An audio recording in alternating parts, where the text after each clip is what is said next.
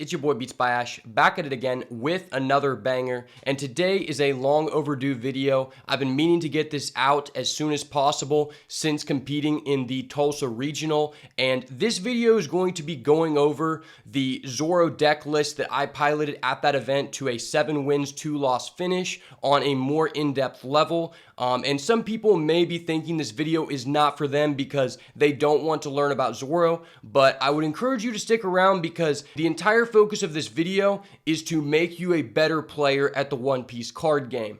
And I took a lot of inspiration of this video from a previous video that a guy known as Johnny Lee did in the Yu-Gi-Oh community, which is like a very long discussion video based on becoming a better Yu-Gi-Oh player. And I'm really excited to get this content out for you guys. Thank you so much for being a part of the channel. So without further ado, let's get into the goo. So I want to start this video off discussing some high-level deck building theory in general for approaching the One Piece meta. Now, in OPO3, it's very clear to notice that Edward Newgate is the most prevalent leader that you will be seeing at a Treasure Cup or regional event.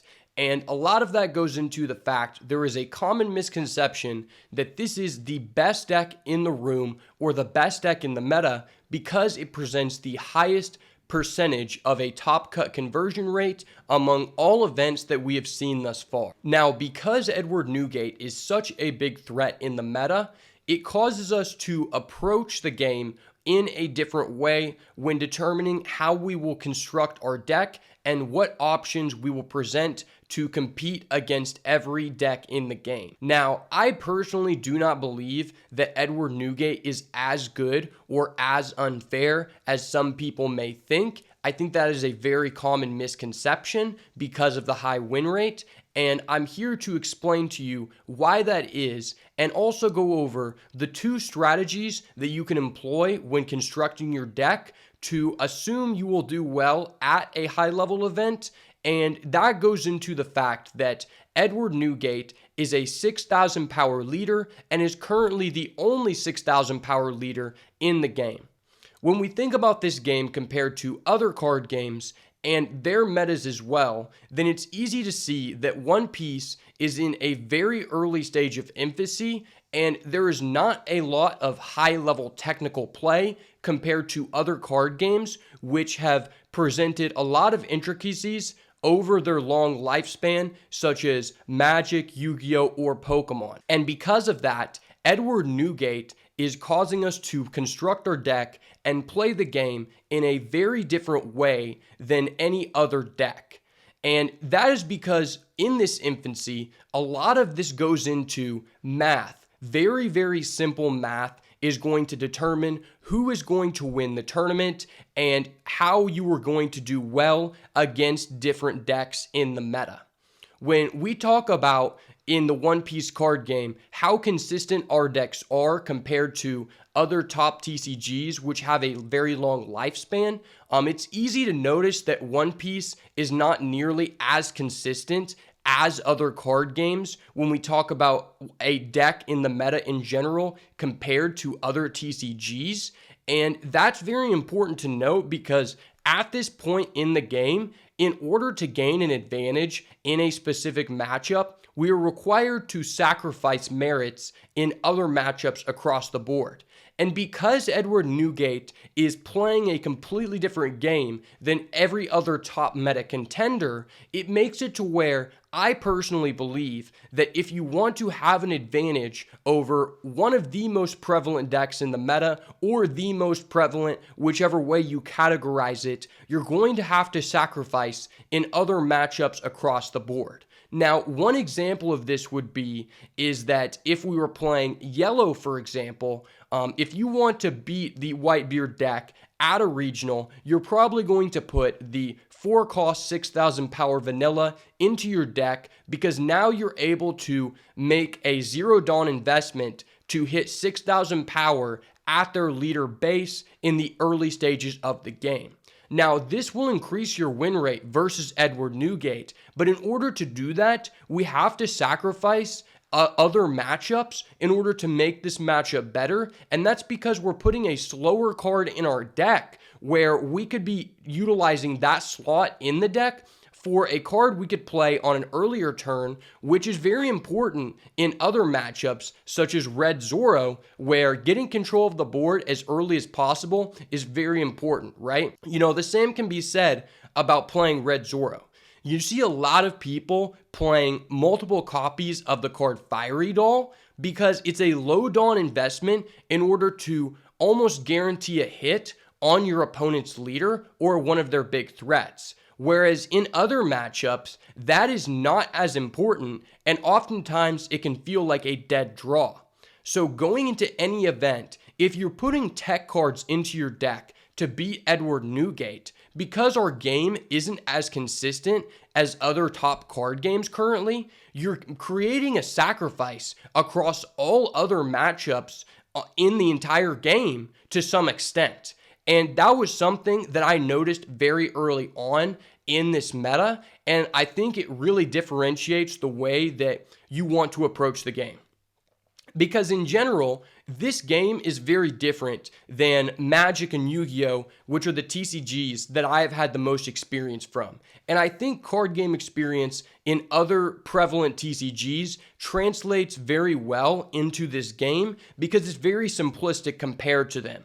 In those games, because it's best 2 out of 3, there is a lower chance of losing due to variance. While in this game, it is best out of 1, and in a high-level event, you need to go 1 loss at most, whereas in Yu-Gi-Oh!, for example, you could lose a game every single match if you space it out correctly and end up with only 1 match loss total, and that could put you within the top 8 of any high-level event. So it's a very different way to approach the game, and I bring this up because if we're building our deck to beat Edward Newgate, and the meta is very diverse currently, and I only go against 1 Edward Newgate, then there's a chance that I lose due to variance in 1 or 2 of my other matches throughout the day because I drew a card that was too slow or a dead draw in any of those matchups, but was going to be really good to go against the deck that I was really hoping to expect.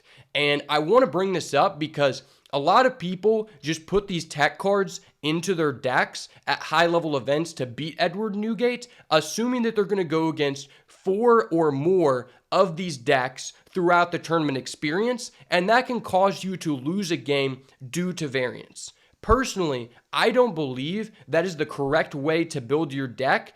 I think that the best thing to do when approaching a high-level event is to build your deck to have the highest chance to accomplish your game plan or whatever goal your deck has to secure a win condition, you might say, versus trying to have certain outs versus one deck in the meta, because what I have seen so far and what I have experienced from playing in 5 or 6 premier level events in this game is at these tournaments, because one deck isn't like 15 or 20% better than all the other decks, and because there is a fair amount of variance compared to other TCGs, that you can go against easily 4+ different unique decks throughout a tournament. For example, every single tournament that I played in so far, I've won against 4 or 5 different strategies. At the Tulsa Regional, where Whitebeard was seen as the top dog at that event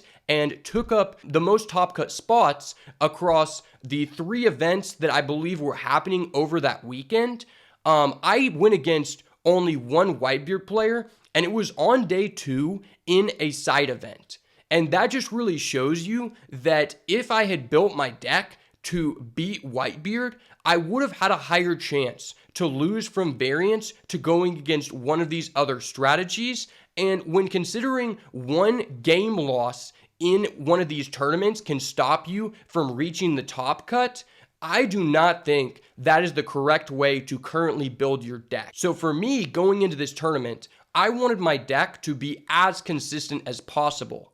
And another thing I also consider because of this is I want my deck to not care about going first or second compared to other top strategies. one of the reasons I don't believe Edward Newgate is the best deck in the room is because I think what these nerfs did is they made it to where Edward Newgate is quite a bit worse going second than it is going first.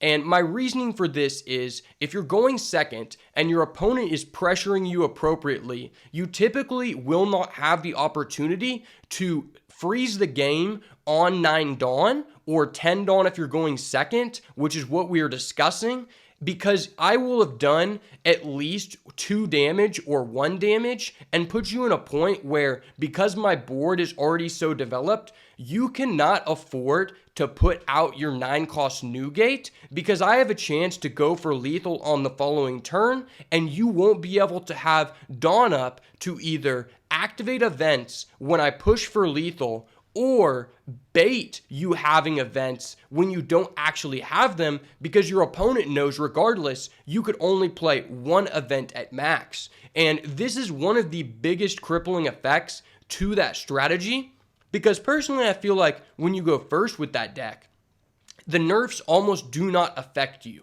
because you're still most likely going to be able to put out your 9-cost Newgate on curve and probably not take any damage because 2Ks have a very high increasing value in your deck than any other strategy in the game.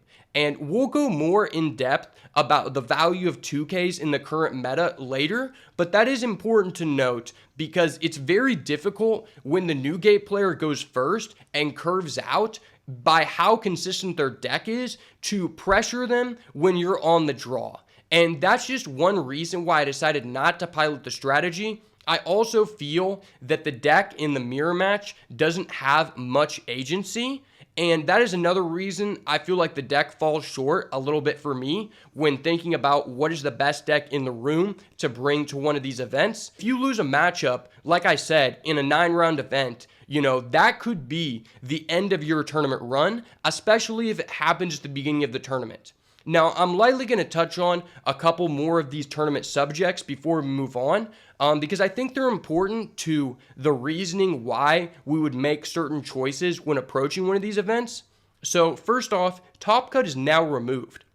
So you now have to go 1 loss or 0 losses because tiebreakers can completely screw you.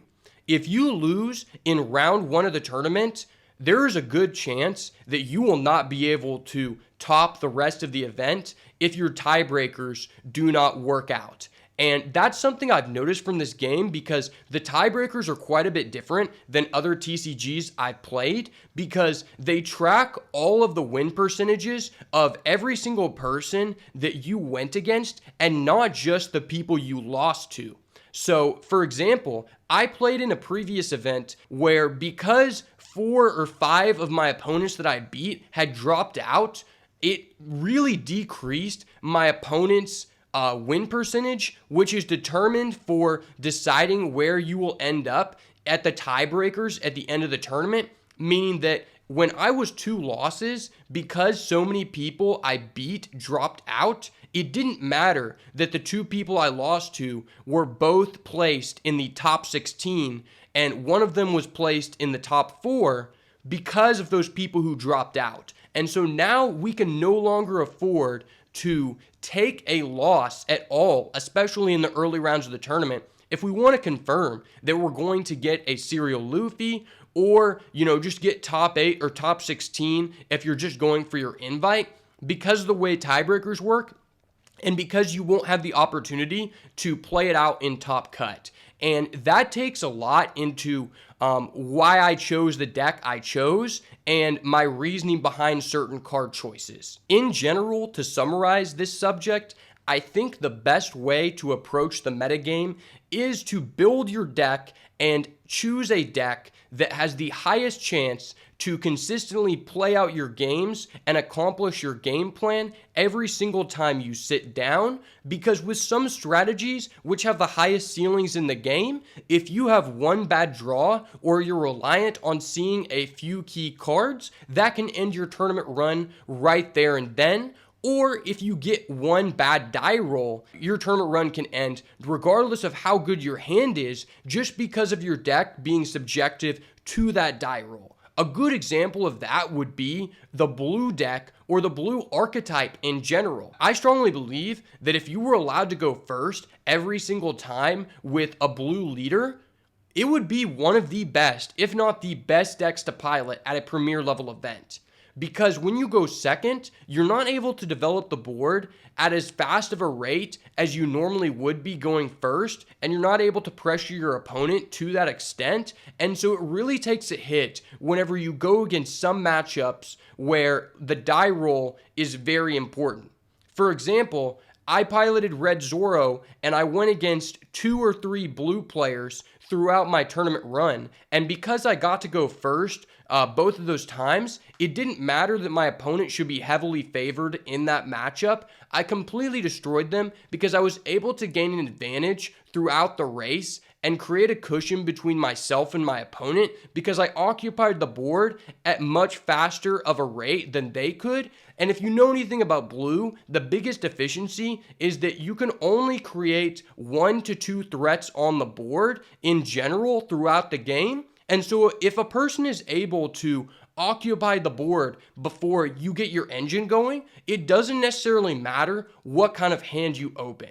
And that is one of the reasons why I did not choose that deck going into this event and why I think that deck is less powerful in the current metagame. So now we're going to kind of switch gears and go through what I believe to be the best deck in the room. I'm going to go very in depth about why I played certain card choices, and a lot of that insight I just gave you is going to be very applicable to this theory, and I'm probably going to go a little more in depth than most people would like, but I think it's important to helping the community better understand the correct way to approach this metagame and how to make you a better player. Before we get into the deck, I do want to shout out Jesus Christ, my Lord and Savior, for allowing me to be here to teach and help other people become their all-time best in this game. I would also like to shout out Luke Sacco, who helped me build the deck. And also all my other friends in the Tulsa community, which I enjoy playing with. And let's get into what I believe is the best deck in the room and why I played certain options that you may not see in other top lists. So starting off with this deck, as you can see, I decided to run Zoro at this event. No surprise. I believe it to be currently the best leader in the game, and I briefly want to break down why I think it's so much better, and for a reasoning that I don't think a lot of people recognize. So first off, my thought process behind bringing this leader is because the amount of searches that you can play in this deck. And a lot of that goes into the fact that other archetypes do not have access to as many searchers, and I currently believe that resolving more searchers than your opponent gives you a mass amount of advantage over the other player, which then compiles throughout the game, resulting in a higher % win rate, on top of the fact that the cards that our searchers can access, I think are at a higher power interval than most other decks in the game when comparing their search targets. One thing I will say about the deck is I see a lot of people always talk about, okay, should I play the Straw Hat package or should I play the Whitebeard Pirates package? I think more so now at the end of the meta compared to the beginning. A lot of people have decided that the Whitebeard Pirates package is a lot better than the Straw Hat package. And I would agree to some extent because the cards that you can add off of your EZO are of a higher card quality compared to the Straw Hat cards. I do not think that's a reason for you not to play the Straw Hat Pirates package as well. And I'm about to go into that. I feel like people who topped probably have a much higher ceiling when piloting this deck than they really do think. And I'm surprised that no one has really presented this information or at least put it on a spotlight because I personally have not seen anyone top or win an event utilizing this list that I'm about to show you guys. No, if I may be wrong, then someone go ahead and let me know if you saw someone who used this list before because I've never seen anyone really approach it in this manner. And I think if you approach the deck in the way I'm about to show you, it gives you a huge advantage over other players. The main reason I decided to play Zoro, outside of having access to the most searchers, is because what the leader does and what people do not understand, even if they are already like utilizing those mechanisms of the deck. And that is that with my thought process on this deck, I was thinking about coming into this event, how can I abuse this leader ability the best in the game? And I think that currently, since I said it's a very math simplistic format, Zoro's ability is very unfair compared to other leaders currently available.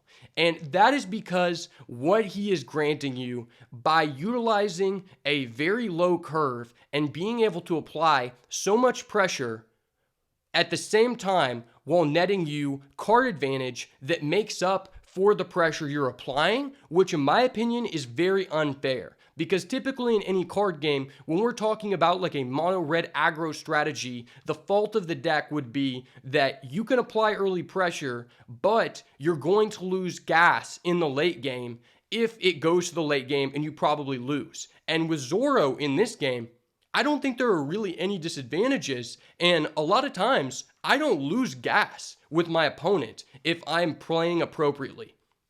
I also believe that this deck does not require you to win the die roll compared to other top strategies, which I am a firm believer about approaching events in this manner, because like I talked about how important the dice roll was before, I will say that with this leader compared to other leaders, we can just choose if we want to go first or second, depending on what our opponent is more dependent on. So for example, if we're playing against a blue Doflamingo, we can choose to go first. Whereas if we're going against a yellow Katakuri, we can choose to go second because we want to shut down our opponent from having the most optimal curve, since our cards are, for the most part, unilateral in their purpose in whether we can play them going first or second.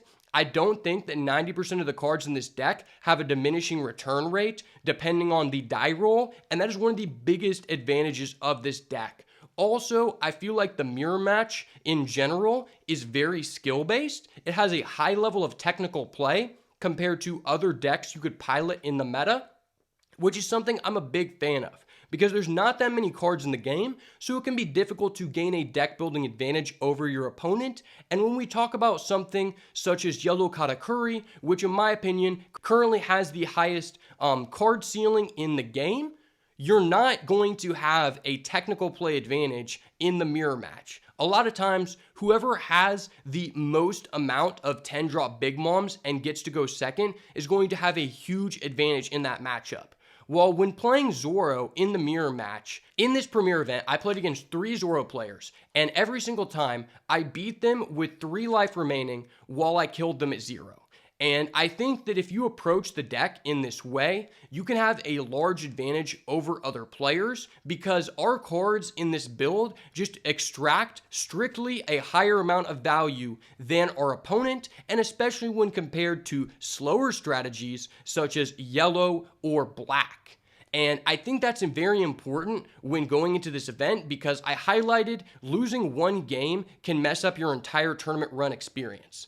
So the way I approached building the deck is my goal is to occupy the board with as many 3k power characters as possible as soon as we can. Now, my reasoning for this is something that I don't think anyone has ever really talked about. And that is that the advantage to Zoro is not that you get to swing 5 a bunch of times and start pushing for damage with the leader. For example, if I have a 3k power Curly Dedan. Now, if I have 1 Dawn attached to my leader, and I have, let's say, 2 Dedans, now I can go ahead and attach 1 to this Dedan, 1 to this Dedan, and now I can start swinging 5, 5, 6. Now, what is this doing? A lot of people will say, okay, you're pushing for a potential of 3 damage early in the game without allocating many resources. On the most simplistic level, what I am doing here in this situation is I am paying 1 Dawn to demand 1 card from my opponent. Now, this is very important to note when comparing this deck to other potential decks in the meta, because if I'm talking about something such as Yellow Katakuri or Whitebeard, where you have 4-cost 6k vanillas, if I do not put out my Dedans and I play a 4-cost 6k vanilla, what I'm doing right there is now I can either go pay 4 to attack them for 6, which is going to demand 1 card, or I can pay 5 total in order to demand 2 cards because I'm hitting for 7. Whereas if I'm playing Zoro, I can just pay 1 Dawn on a card that probably replaced itself because of the amount of searchers that we have to demand 1 card. That is a vast amount of value in our favor. This deck is the best deck in the game because of the amount of value you are exchanging for resources compared to any other leader you could bring to the tournament. And when you think about it in that way, it's going to make a lot of sense on why I played certain cards. So starting off, I talked about how people want to decide what is the right amount of searchers to play, and should I play the Whitebeard Pirates package or should I play Strawbeard Pirates? So I actually played a total of 16 searchers. We have 4 Dedan, 4 Buggy, 4 Izo, and 4 Nami. Now, this is something that I do not normally see from anyone who is topped, and correct me if I'm wrong, but I think that this is a strategy that everyone should be employing if you decide to pilot this deck. A lot of people see this ratio, and they're thinking, this guy doesn't have enough targets in his deck to confirm his searches. Like I said, my game plan is to create as many 3k bodies on the board as soon as possible because I know my deck can occupy the board faster than my opponent. And on top of that, I want to create as many searches as possible because every time I hit with a search, I am going to create a distance between myself and my opponent when we're in a race, which I consider this a race-based meta, which means the game is very fast-paced, and whoever has the lead in the race is going to have what I call initiative, which means your opponent must react to your board because you are the one who is in command of the game. So the reason why I don't cut off any of these searchers is very simple. If anyone here would do the math on a hypergeometric calculator, they would know that all of these searchers have a good enough chance to hit. And I don't know why people just don't like using calculators for some reason, but having the most amount of searchers in the game is one of the biggest advantages you can have over your opponent when deck lists are all copy pasta from other players, and the Asian community who has had the set for 3 months before us is just literally giving out free guides and telling you how to pilot strategies. This is one of the best ways you can gain a deck building advantage over your opponent. Now, if I resolve 2 searches, I'm now 2 cards ahead of you. And that's why Curly Dedan is the best card in the deck, and in my opinion, one of the best cards in the game, and I wouldn't be sad to see this card get banned, because I currently think that it is at the top end of the most powerful cards in the game. If I pay 2 Dawn for this, and I hit a Buggy, okay, now Buggy, I play him, and I hit an event. I have now netted a +2 card advantage for a total of 3 Dawn, and now on the following turn, I can invest 2 Dawn in order to demand 2 more cards from you, which in some specific instances almost just makes me run away from the game without having to do very much effort at all. And that's why I probably wouldn't currently play a deck without Curly Dedan in it. And I think this is the best searcher, and that's why we have it at the highest total count of consistency. So going over the total targets in the deck, we have 24 Dedan, which gives you about a 95 or 96% chance for you to hit with Dedan. And that's very important because this is the only searcher that can add other searchers. And when you're adding a searcher off a searcher, it just puts you too far ahead of the other person. So you always want to make sure that this is your highest count searcher. The next most important card is Buggy. Now, like I said, my game plan typically involves me establishing 5 3K characters on the board by turn 3 or turn 4. And we have Buggy at the lowest count because I have found that when you play too many events, it makes it to where you don't have enough playable cards in the early game, which doesn't allow you to establish a big enough board, and then your opponent will ultimately take control of the game if they're playing a slower, more control-oriented deck, such as a yellow or a Whitebeard. And we only play a total of 7 search targets for Buggy. Now, a lot of people may be thinking that this is insane. Buggy is never going to hit. Well, there's a reason why Buggy is the lowest hit search target. And that's because, in all honesty, I don't care if I hit with him. If I hit with Buggy, I pretty much automatically steal the game because I'm not supposed to hit with Buggy. What Buggy is doing is he's creating a 2 Dawn investment attack at minimum, and he cannot be KO'd by slash characters or leaders, which is extremely broken. I would honestly not have a problem if this card would hit as well, because this card is increasingly unfair. The fact that you can't be KO'd by your opponent's Zoro leader or your opponent's Law leader is really broken. There are a lot of times where you're in the Law matchup that if you have double Buggy, the other guy just cannot do anything to you because most Law players don't play Fire Fist, and most of their characters are slash as well. 5-cost Law is slash, Vista is slash, if they didn't already pop it, if you played after Vista.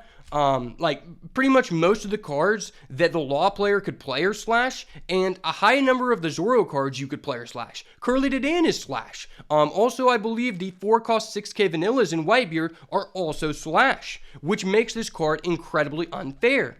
Now, the reason this card is allowed to have 7 searches is because that actually amounts to us having a 58 or 59% chance to hit. I'm not exactly sure off the top of my head, but that is the approximate range of you being able to hit on turn 1 with Buggy. And I think that currently in the game, we've decided that 7 searches is the minimum amount of targets that you can play to justify playing a searcher like this, who presents benefits besides being a searcher and also nets an increasingly unfair advantage if he successfully hits. The 3K guys are very important compared to your 2K searchers because they are only a $1 investment to hit your opponent's leader and demand a card. Whereas Izo probably has the highest card quality to hit after Dedan. Because it is a 2000 power interval character, it really sucks trying to attack with this against your opponent's Whitebeard leader, against your opponent's Yamato leader, or threaten their characters without a modifier. But this is completely fine. There's a reason why we have more search targets for Izo than Buggy. And it's because the card quality that you can access off of Izo is higher power level than any other searcher outside of going Dedan into Izo. The Marco package has to be the best cards in the game. And having the opportunity to access those cards in key matchups such as the Mirror match or the Whitebeard matchup or the Law matchup, where it's very important to be able to establish your Marco first, is oftentimes going to result in you winning the game. So for Izo, we have a total of 14 targets, which gives us an 86% chance to hit off of our first search.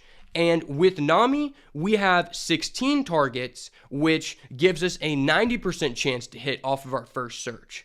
Now, there's a reason why I have more targets for Nami than I do with Izo, and that is because with Nami, since you're accessing the lowest amount of card quality out of any other searcher, it hurts more to miss with a second Nami than it does to miss with a second Izo. Because typically, if you're going to resolve one search with Izo and it accesses you a very impactful card on curve, you're probably winning that game. Whereas Nami, the first search that you hit off of her may not automatically steal the game for you, but she also has the most versatility, and that's why we're allowed to play more targets for her.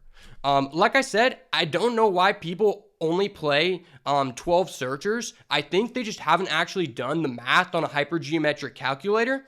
But if anything is able to go, if all of my other searchers besides Buggy, which I don't care if he hits, are able to go above the 80% mark, I'm going to play 16 searchers, because the more searchers that I play and I resolve in a matchup like the Zoro mirror match is going to create such an advantage against my opponent that it doesn't matter if he got to play his Marco on curve before me. And that's why I think that this is probably the correct ratio for the deck. I couldn't see you removing any of these. And if I could play more searchers, I probably would. So get it first. 16 searchers is the correct ratio. Moving on to the Whitebeard Pirates package. We have one of the most impactful cards of the weekend. 4 copies of Haruta. This card is literally insane. Like I said, in most decks, if you want to play a card such as Fiery Doll in the red Zoro deck to have a good matchup versus Whitebeard, you're going to be sacrificing something in other matchups. Haruta, when you think about it in a vacuum, this card is essentially a 2-cost, 4,000 power character, because you're going to be playing a card every turn, which is going to boost it to 4,000 or another character with a counter. And I do not currently believe that there are any 2-cost 4K characters that have a counter value. And the fact this has versatility in the ability to dawn up another character and leave him unrested so that he cannot be attacked is very valuable, on top of the fact it has the best keyword in the game, which is the Whitebeard Pirates keyword. This card comes up so much when you're playing against Whitebeard on the play. If you have this card turn 2 and then Marco turn 3, now you're developing a natural 6k attacker in that matchup while also attacking for 6k with your leader, which is very important, because if you don't have this card against Whitebeard and you're on the play, but you do have a Marco, well, now on turn 3, you're sacrificing the ability to attack your opponent early in the game and demand a card in order to develop a very important threat, which is now hitting for an 8k interval at a 1 Dawn investment, which is still pretty good. But when you do have this card, now you're not sacrificing anything. You're presenting the most impactful threat in that matchup while also being able to attack your opponent for 6,000. And that is very important, because against Whitebeard, one of the most important aspects of that matchup is being able to afford pressuring your opponent early for 6k base attacks without sacrificing the development of your board. So this card is insane, and honestly, I thought about playing 1 copy of that other guy who reduces someone by 2,000 power, specifically just to have more versatility off of the searches, but I found this ability too impactful, and in general, he is a 3,000 power character, and he gives someone a free Dawn, which our objective of the game is to attack our opponent with as minimal of a Dawn investment as possible. And he presents 2 abilities that allow us to do that better than any other character in the game, which also presents the best keyword in the game. So this card was crazy. I don't think you can cut it. Now, the next Whitebeard Pirate card we play is 3 copies of Vista. Now, in the beginning, I was playing Jozu in the deck because I wanted to have a higher level of defense. And I decided to replace it with this card because this card presents a body that is now demanding a 1 card investment when I attack with it, while also removing my opponent's threat from the board. This card is very important because the destruction ability comes up so much in the mirror match, and as well other matchups where they present a cheap blocker, and because they think that you are going to play a Marco next turn, it makes it to where now you're going to have more pops than they expect, and this card is just strictly strong. It gives you a +1 in card advantage while presenting a 3k body, which allows us to attack with a 1 Dawn investment to demand a card. So I think you have to play this card. Now, before going into this event, for a while, I was actually playing Jozu. And the reason we decided to remove Jozu from the deck is because we realized Jozu is fucking ass. If you draw Jozu or you search Jozu, you just know that you're not going to be able to do shit. The card sucks. Like, you're never going to be able to play it. Even in Whitebeard, you probably are never going to play it because you have better things to do with your Dawn. And after concluding that, we decided to replace it with Vista because we decided we don't need as many 2Ks as most people think. Because if we're occupying the board faster than any other deck can, and we're pressuring our opponent, it doesn't matter if you're at 3 life. Well, now your opponent, he's not going to attack your leader for 7 most likely. He's probably going to attack your characters because I've developed 4 characters that all attacked you on the previous turn. So if you don't kill my characters and you decide to do damage to my leader, now I'm just going to kill you on the next turn. So you almost have to attack my characters if I'm pressuring appropriately and sequencing my plays. So it doesn't really matter how many 2Ks you have. And I see a lot of people think that 12 2Ks is the magic number in this deck. And I have to say, from this experience and from previous tournament experiences, 2Ks are strongly overrated outside of Whitebeard, where you're able to create a 2-card differential between you and your opponent by just discarding 1 card. Because in this deck, if I'm pressuring appropriately, it doesn't matter how much life I have. You're going to have to attack my board, and I also don't care about you attacking my board because I'm just going to replace it with another threat the next turn because I have so many searches. On top of that, I did also start off playing 4 Vista, and my biggest contribution to the deck was 1 copy of 4-cost Marco.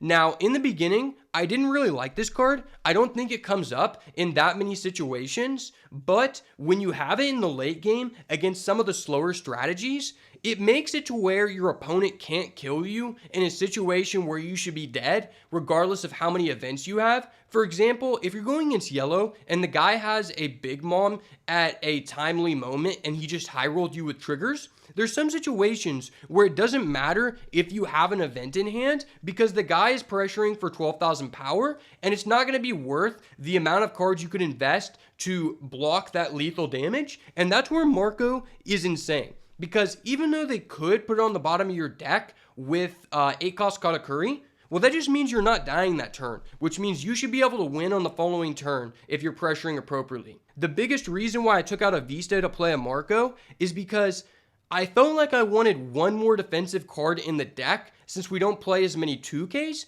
but I didn't want to sacrifice any offense because it's very important to take control of the board and develop faster than your opponent. And that's what Marco allows us to do. Because if this card, for example, was a Jozu, and I draw Jozu, I literally lose. Jozu's fucking ass. Like, if I win that game, it wasn't because I had access to Jozu. It was because I was already going to win the game. And so at that point, I would rather have one of these because it's probably the best defensive card that does not require you to sacrifice any offense.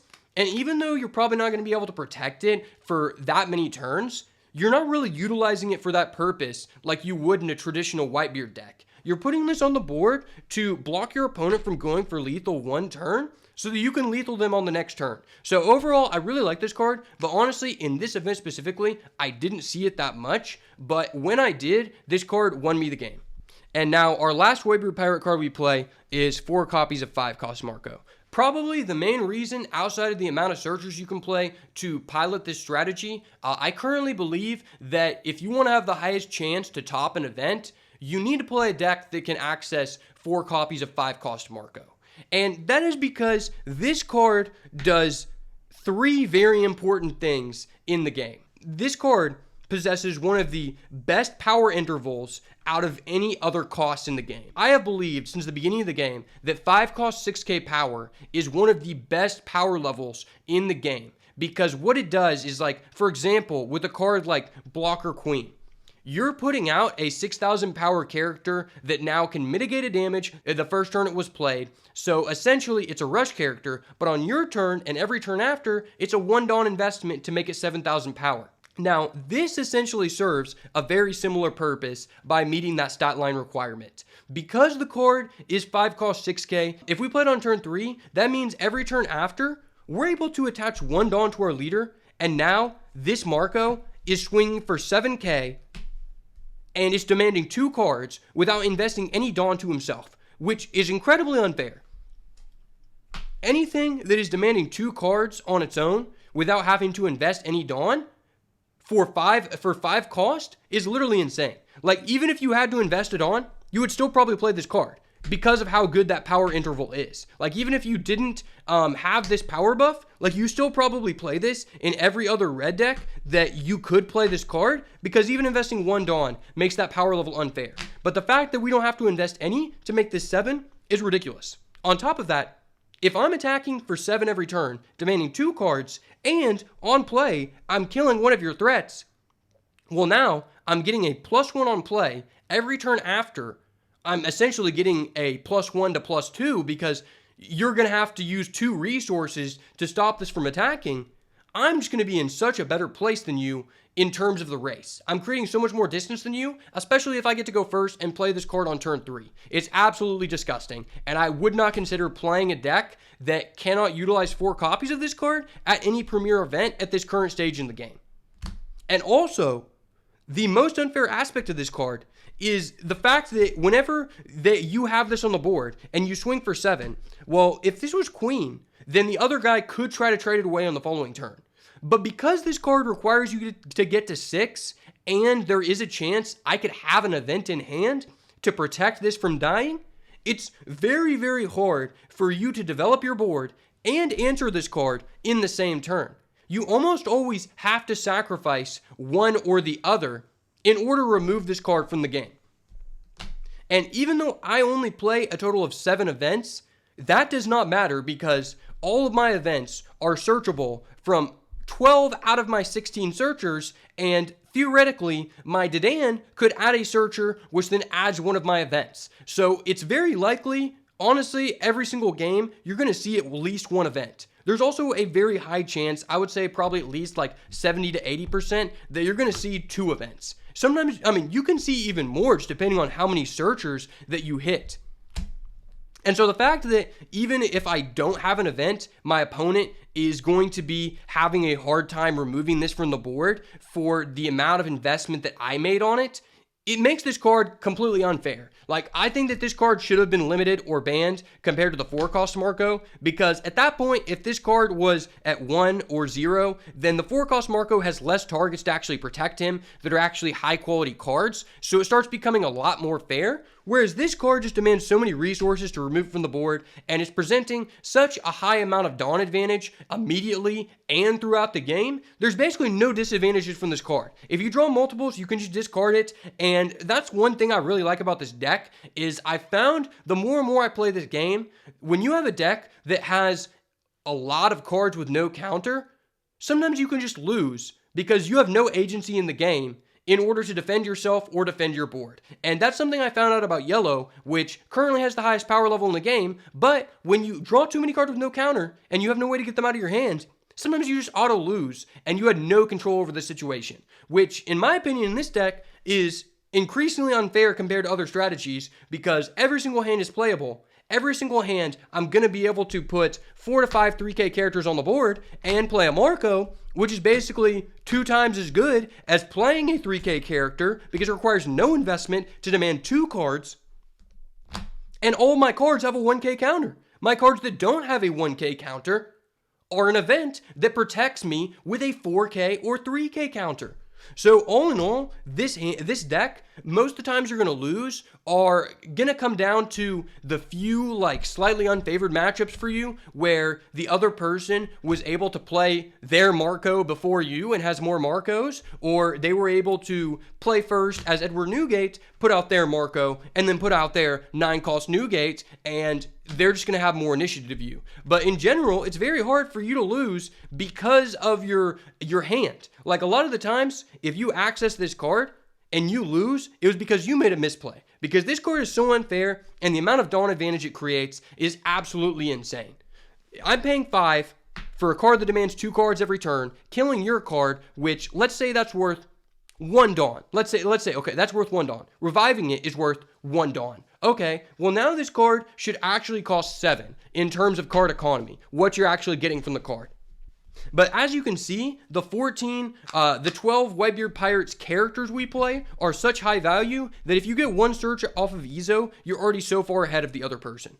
Now let's go into the Straw Hat cards. Because I said that 3K power is the best stat line in this deck, we're playing 4 copies of Sunny-kun. I've seen some people play this, I've seen some people not play this. This is one of the biggest reasons why we play the Straw Hat package, because in order to win with this deck consistently, we need to occupy the board faster than our opponent. That's what Sunny-kun does. he is a 3k power character which overlaps with our Nami Searcher and our Dedan Searcher, and he is also Wisdom type, which is very important because when you're expecting a lot of mirror matches and a lot of buggies in general, it's very applicable to have a card that's 3000 power with no Dawn investment that we can challenge our opponent's buggy because our character is not Slash. And I think for that reason, you have to play this card. It is definitely mandatory, and in my opinion, probably the highest card quality Straw Hat Pirates card that you can search off of your Nami outside of your events. Next, I decided to play 2 Rush Zoro and 1 Rush Luffy. Now, the reasoning behind that is because I'm a firm believer of more options creates more opportunities for you to win the game, and when we have so many searchers, having the ability to access one of these 2 cards whenever the situation presents itself on a very consistent level is going to create more opportunities for us to win. I think one of the only changes you could make to the deck is you could argue for a 3rd Rush Zoro and no Rush Luffy, or you could argue for 2 Rush Luffy and 1 Rush Zoro. Personally, I'm a fan of this ratio because this Monkey D. Luffy honestly comes up in less matchups than you would think. I think there are a lot of times where when you have Rush Zoro in hand, you're able to answer a threat your opponent controls that you really shouldn't be able to because this card is just so Dawn efficient. Now, the Monkey D. Luffy is really good whenever you run out of Marcos, but I've often found that if you're sequencing your plays appropriately and you have a Marco in hand, you would probably rather play the Marco over this card. And so that's why I don't think you need more than 1, because when you have 5 drops that are all searchable by multiple cards, you should have access to 1, maybe 2 5 drops per game, if you're playing correctly and sequencing your plays. So I don't think there's a reason to play multiple of these because it is a card with no counter, and when we're talking about cards with no counter, this card is easier to get out of your hand because it costs less. And I think that's very important, especially in the yellow matchup, because yellow players will discard like 3 cards to protect their character, which I don't think is always correct, but they'll do it because they don't think you can answer their threat, and on the crackback, they could answer the board. But because you have this, sometimes you just take control, when if you have the Luffy, you're not able to do so. The Luffy really mainly comes up, I found, in the black matchup because the blockers being so prevalent, as well as the blue matchup, and because the meta is so diverse and it doesn't hurt us at all to play a copy of this card. I think it's worth playing in the deck. At the beginning of the meta, I tried Diable Jambe. I think that card is completely terrible. It basically just negs you a 1 in card advantage, where this card fulfills the same role while also just presenting a threat your opponent has to answer. And at worst case scenario, it is a 5-cost 7k that can attack immediately, which is, a very strong power interval in the game, like I mentioned before.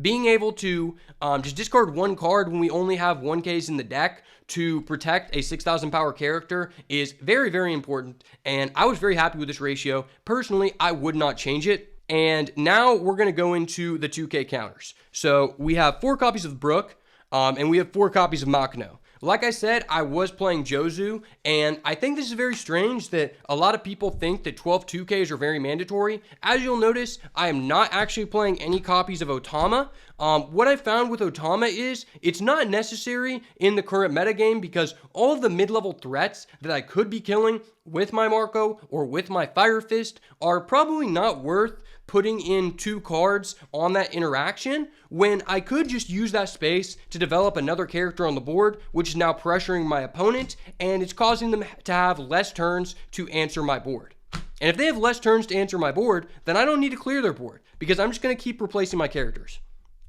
The reason why I like this deck so much, one of the many reasons, is because all of the 2K counters are actually applicable cards that you want to play on the field. When you look at any other deck, any other leader in general, you have 2Ks in the deck that have no other purpose besides just being a 2K. And like I said, 2Ks are very overrated. Every single match I won in this tournament, out of all my 7 wins, I'm pretty sure I was at 3 life when I killed the guy at 0. Or I was at 2 life. And if I put myself to 2 life, it was because I chose to. You don't really need 2Ks because of how high quality your defensive events are, and because we're occupying the board faster than the other person. If we occupy the board faster than them, they're going to be trying to trade away our board instead of our life, and also, they don't know that we're on 8 2Ks. But in general, even if they did, I would still play 8 2Ks, because these cards are never dead. One thing I will say about Brook is 9 out of 10 times, I'm probably playing Brook instead of just holding in my hand. This card is absolutely busted. One of the top red cards in general. This card costs 2 Dawn to develop a 3k body. So I'm paying 2 Dawn, 3 Dawn in total in order to demand 1 card from my opponent on the following turn. But I'm basically doing that for free because I'm giving someone else 2 Dawn. For example, if I played a Nami Searcher on turn 1, accessing my Brook. Turn 2, now I can play my Brook, attach 2 Dawn to my Nami, and now I'm developing another body while not foregoing creating an attack, and this was essentially free. When you think about what we're doing in our deck, a lot of people have a hard time understanding the intricacies of Zoro because you need to know when to rest your characters. And that is because if you just swing all of your characters immediately, what's going to happen is they're going to trade away your board before you're able to lethal them, and then you just automatically lose because you run out of gas. Well, the thing is, with this card, we're creating an attacker while replacing that 3k body. And if you have 5 characters on the board and you're playing this card, it doesn't matter, if you're resting your Dedan and now they can kill the Dedan on the following turn because you just replace that Dedan with a 3k body for essentially a free Dawn investment, which is absolutely insane. And this card is also very, very important against those 6k leaders. And it's probably the second or first best card to add off your Nami, whether you consider the Sunny-kun or the Brook. Makino is absolutely busted as well. I mean, you see people playing Magura just because it's like a slightly worse Makino. I mean, Makino is absolutely unfair. I will say there are more situations where I keep the Makino in hand than the Brook just because you have to have a 1-cost guy on the board, but there are a lot of times where the other guy doesn't think you have enough Dawn in order to challenge their characters, and you hold the Makino until it's your last card to play, and now you're suddenly swinging with your buggy for 7k attack without investing any Dawn, and they've just protected their character 3 times, they lose their character, and because they discarded their whole hand, now if you're playing in someone like Blue, well, Blue can only attack 1 time with their leader if they have no board because they have no rush characters. So now, at best case scenario, they're killing my Makino, or they're killing the guy I boosted with the Makino, and this isn't dying. You typically only want to play this whenever you're going to be creating such a character differential between you and your opponent on the board.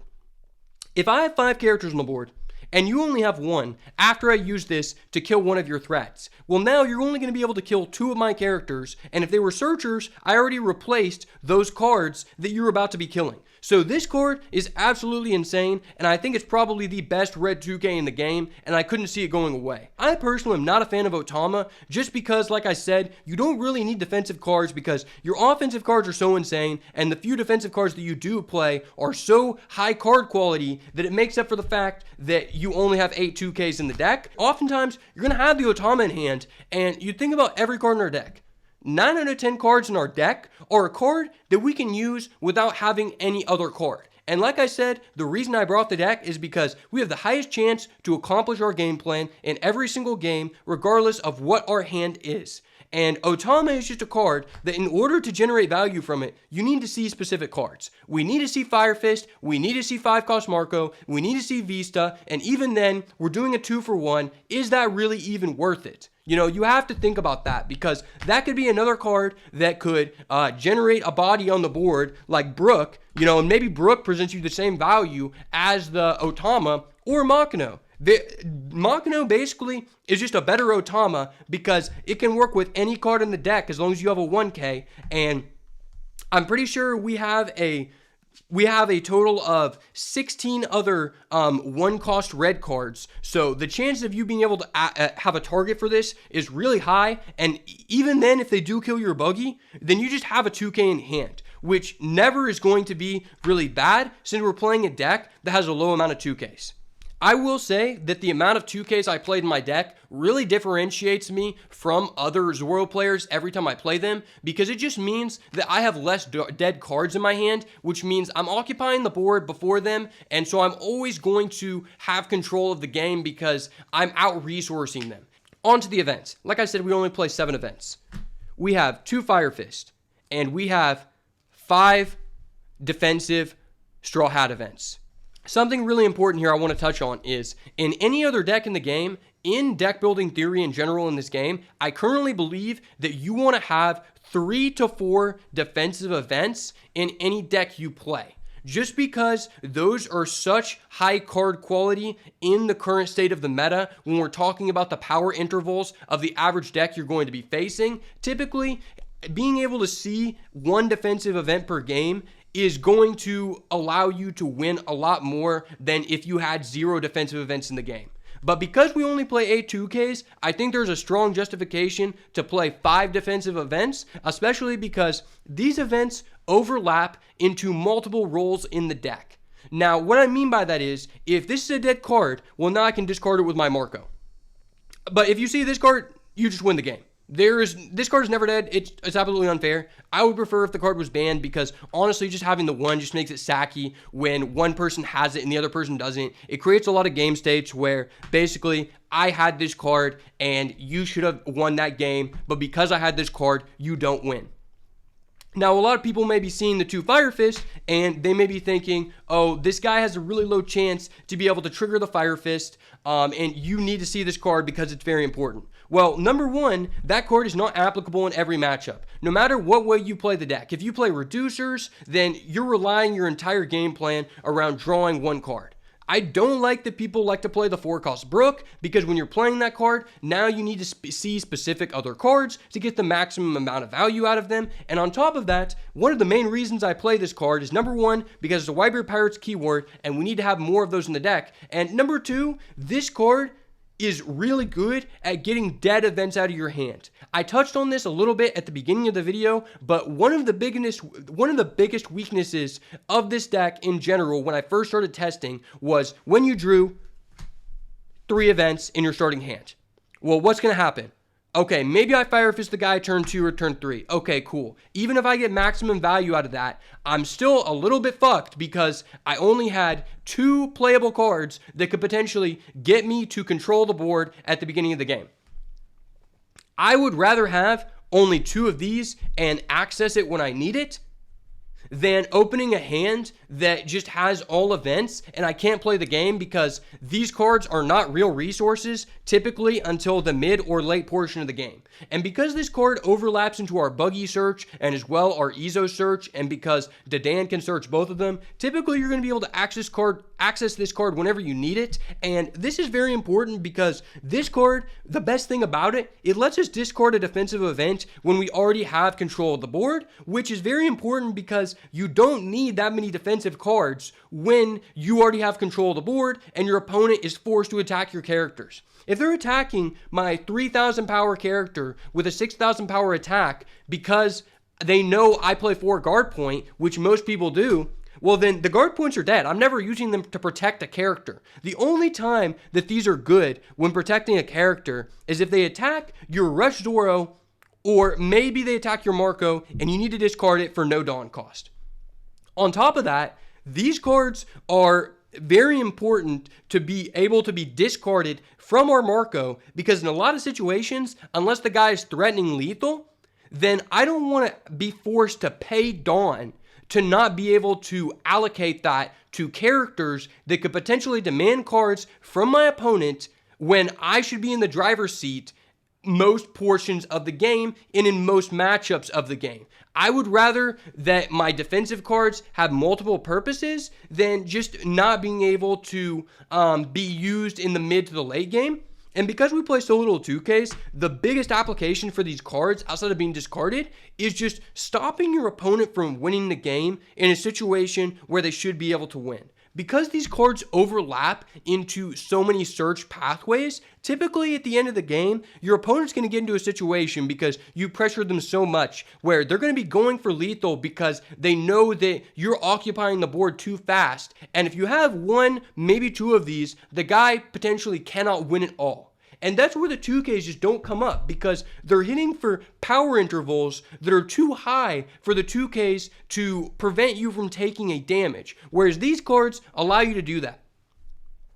Also, I found that reducers are not very good with Fire Fist because most of the things that you can kill with a reducer and a fire fist, it either wasn't worth that amount of resources or it doesn't put you within range. The only thing that's going to put you within range to make this higher value is Gordon, which is another non-counter card. And I'm not a fan of adding more non-counter cards in the deck. The reason why these are fine is because they can be discarded for multiple purposes. You can discard a card with no counter with this. You can discard these in general with Marco. You can actually discard this one with the other Marco as well. So, that's very applicable and another reason to play the 4-cost Marco. But in general, I don't want to get stuck with these in hand, because if I do, I'm probably not getting ahead on the board and I'm not doing what my deck is trying to do. But that's going to be the end of the deck profile. Let me know if you guys have any questions about the deck. There are probably a couple things that I did miss about the theory. I'm kind of sick right now, so I'm trying to get over that. So if you have any questions, make sure to let me know down in the comments. Overall, I probably wouldn't change anything with this deck, and I think that this deck is literally insane because every single game I'm guaranteed to play the game, which every other deck that I play that I think is a good strategy, it's either reliant on seeing a few key cards or it has a lot of cards that can be dead at key moments in the game, which is something I'm not a fan of at all when one loss can cost you your entire tournament experience. All right, guys, so there is one last thing that I forgot to mention in the video because while I was doing it, I was sick and I'm still pretty sick. But I did want to go over a little bit of a technical play example because this is something I found a lot of people have trouble getting wrapped around their head and why you're able to play 16 searchers. And I think that implementing a strategy such as I'm about to explain to you is very integral for getting the most value out of piloting the deck as you can. And the best way that I like to explain this to people is by making a direct comparison to blackjack. So if you were playing blackjack, the best way that you can make the correct decisions and have the highest amount of knowledge or confirmation, reducing the variance of you making the correct call to either hit or stand and know if the dealer is more likely to bust or hit 21 is what I like to describe as the high-low method. So if we were playing blackjack, at every card that you've seen from the dealer, from yourself, from the hands of other people at the tailor, assuming we're using only one deck, any card that's seen that is 7 or lower, we would give the stack a +1. And in our example, that's going to be the deck. Now, if we saw a card that was 8 or higher, then we would classify the deck as a -1. So, for example, if the deck is at a +2, then we would know that it's more likely for us or the dealer to get a low card, and that's going to be very important when deciding what is the correct decision when deciding if we want to hit or stand. And I feel that that directly translates to the way that you play the deck, because if you're not instituting a method similar to this one, then you're not going to get the most value out of your searches, and you're probably not going to feel very good or rewarded about piloting this specific strategy. So I'm going to go ahead and take you guys through a hypothetical example. So in this example, we're going to go ahead and start off with a Izo as well as a Nami, and we'll draw 3 blank cards. So we have a Dedan, a Fire Fist, and a Marco. So what I mean by this directly translating to the way we play the deck is, here we have a big decision to make. Do we want to use our Izo first or our Nami, assuming we are going first? And in this situation, what I'm going to do is I'm going to count the amount of Whitebeard Pirates and the amount of Straw Hat cards that I've seen thus far, and currently we have seen 2 Whitebeard Pirates cards and 0 Straw Hats. So for that reason, I'm going to play my Nami first. And that is because there is a higher chance for Nami to hit than Izo at this current moment. So we're going to go ahead and look at the top 5 cards of our deck. We're going to go ahead and add a Sunicune. It doesn't really matter. And now we're going to look at these cards. So we see 1 additional Straw Hat Pirates card, and we added 1 to our hand. So that's 2 for Straw Hats and still 2 for Whitebeard Pirates. And we're just going to put these on the bottom of the deck. So now At this point, both of our searchers are at the same chance of hitting because we know that Nami is -2 Straw Hats and Izo is -2 Whitebeard Pirates. Now, because we have 2 more targets for Nami in the deck than we do Izo, Nami is still slightly favored to hit higher than the Izo.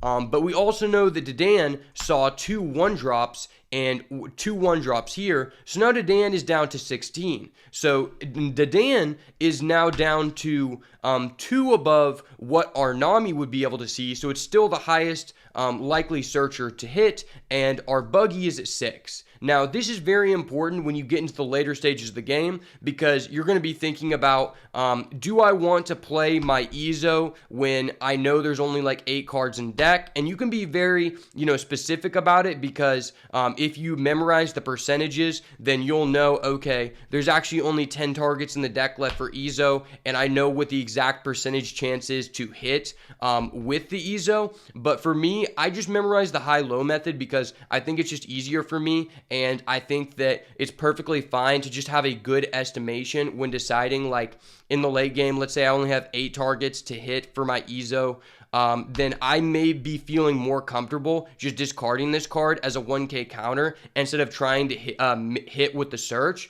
because I know since this is a 2K power interval that if I miss with this card, it's a lot worse than if we were to miss with the Dan or if we were able to miss with Buggy, because this requires a 2-don investment. And so that's just some important knowledge to have. As well, the way that you order your stack is very important because since we have 16 searches and Dedan can search other searchers, it's very possible for you to get all the way through your deck in a single game, especially in the slower matchups. So, for example, let's say we use a Dedan and we reveal a Radical Beam, and we obviously can't add it, but we put that Radical Beam on the bottom highest card in our deck. So now what we can do here is if we memorize or keep track of how many searches that have occurred throughout the game, then we should know that it takes 7 searches to get all the way through your deck. And let's say, for example, we know our opponent is going to push for lethal on the following turn, and we have occurred 6 total searches in the game, then we know that playing our Nami is going to confirm us getting back to that Radical Beam, which is the only thing that would save us in that situation. And if we know that we're not going to get back to a defensive event, then it's probably safer for us to just hold on to the 1K because we could just hit nothing, and then we're a down 1K counter when our opponent is pushing for lethal on the following turn. Just something good to keep track of. You're not always going to make a full rotation through the deck, but I think that the more little things that you pick up on is going to create more of an advantage long term for you versus other people competing in these high-level tournaments. But that's all I have for you guys. Just wanted to mention that because I know in my coachings a lot of people seem to have trouble understanding this concept. If you have any more specific questions about these interactions, when to do certain things, you can feel free to ask me in the Discord. I'll try to get back to you as fast as possible. And thank you so much for watching. Really appreciate it. If you learned something from this video, make sure to smash the like button, turn post notifications on, and subscribe to the channel so you never miss another banger.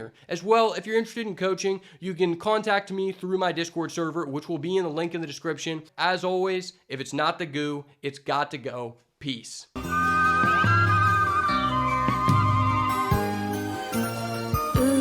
is that indigo?